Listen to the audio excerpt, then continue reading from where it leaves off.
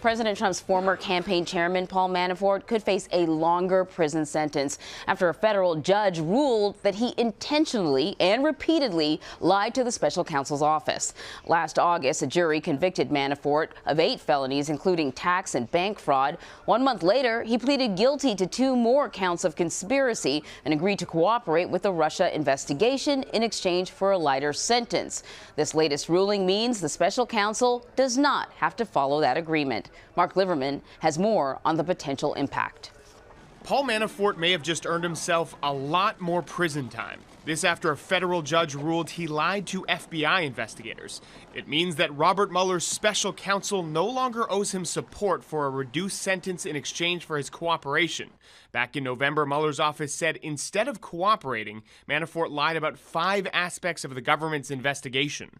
Tough day for Mr. Manafort, but he's accepted responsibility. Mueller's team has said Manafort's most notable lies concern his interactions with a Russian political operative with ties to the Kremlin. Democratic Representative Adam Schiff, chair of the House Intelligence Committee, believes Manafort may have been trying to appear loyal to President Trump.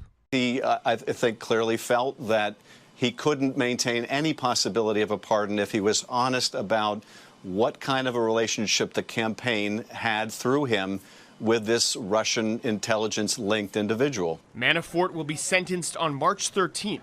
Mark Liverman, CBS News. So joining me now is attorney and host of the Law and Crime Network, Jesse Weber. Thank you so much for joining me. Thank you for having me. So, amongst other things, we know that it's alleged that Paul Manafort lied about this meeting with this guy who has some Russian intelligence connections, a Russian. What do we know about this meeting? It's important. It's really important in the overall collusion case. So the idea was that he was having these communications with Konstantin Kilimnik, who was an associate of his. We believe he was tied to Russian intelligence. But talking to him as early as 2016, when Manafort was pretty high up in the Trump administration, about potentially easing the conflict between Ukraine and Russia and possibly lifting U.S. sanctions on Russia. Now, there's nothing per se illegal about that, but if he's doing that, what was America going to get as an incentive? Right. The other thing was he was also sharing information about polling data. You combine those 2 things together, that is the strongest thing from what we've seen to evidence a possible theory of collusion, but it's not quite there yet. And it always comes back to the, well, if it's not that big of a deal, why did you lie about it, right? Right. Does this provide us with any additional clues as to the direction of the Mueller investigation? You know, every time we get a filing, every time we get an indictment, it's kind of like the new Star Wars movie or an Avengers movie. Everybody looks for details to see what the overall story is. And here, because the judge even said this is material to the investigation, we're starting to see numerous people who were involved in the Trump administration or had ties to President Trump that are lying about contacts with Russia. Now, the question I keep asking, did these people act alone? Were they doing it to curry favor with Russia, to curry favor with President Trump? Or were they under the direction of President Trump or somebody high up in the administration? What we're starting to see is that there was at least contacts during the presidential campaign and after.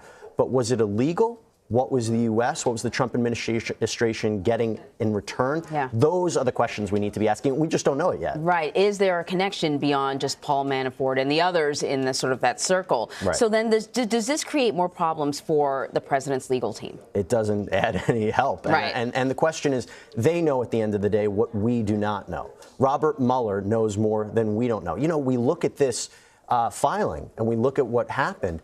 The special counsel's office said this is not everything he's lied about. So if that's the case, what other information do they have that we don't know? And the reason they might not have shared that is because they are working theories that they don't want to become public yet. Right. And that's the key fact there. So there is a secret war going behind the public lines that we just do not know about. But if you're President Trump, it's not a great day for you. But at the same time, he can go out and say, this has nothing to do with me. This has nothing to do with the campaign. He acted alone. Yeah, because I think we also learned about another criminal investigation that we didn't know anything about, that he is apparently, Paul Manafort lied in regards to that too. We don't know what it is. Right. We don't know if Trump's lawyers know what it is. But in terms of the sentencing now, I mean, what's going to happen with Paul Manafort? The deal's off the table. Paul Manafort is 69 years old. Yeah. We were thinking he was going to get 10 years in prison for the Virginia charges that he faced, 8 charges. We thought the number that I saw was 5 years in prison for the 2 charges he pled guilty to. That's 15 years at a minimum. There's a strong possibility, if that's the minimum, he may not survive and he may die in prison. The question is, would he get a pardon? And the question is why is he lying about this? Is he lying in order to protect President Trump to get that pardon, or is he lying for a different reason? That becomes the question, and I wouldn't be surprised to see if there's a pardon. But at the same point, his legal options are looking very limited. That's pretty much his only hope, I think, at this point. It is, and unfortunately for him, there might be other reasons that he's not telling the truth, things that we don't know about, his connections to Russia. I don't want to speculate at all. But at the same point, why would somebody who's in that position to give information and get a better deal and have a reduced sentence, why would he lie? Yeah, that is the question. Jesse, thank you so much. Thank you so much.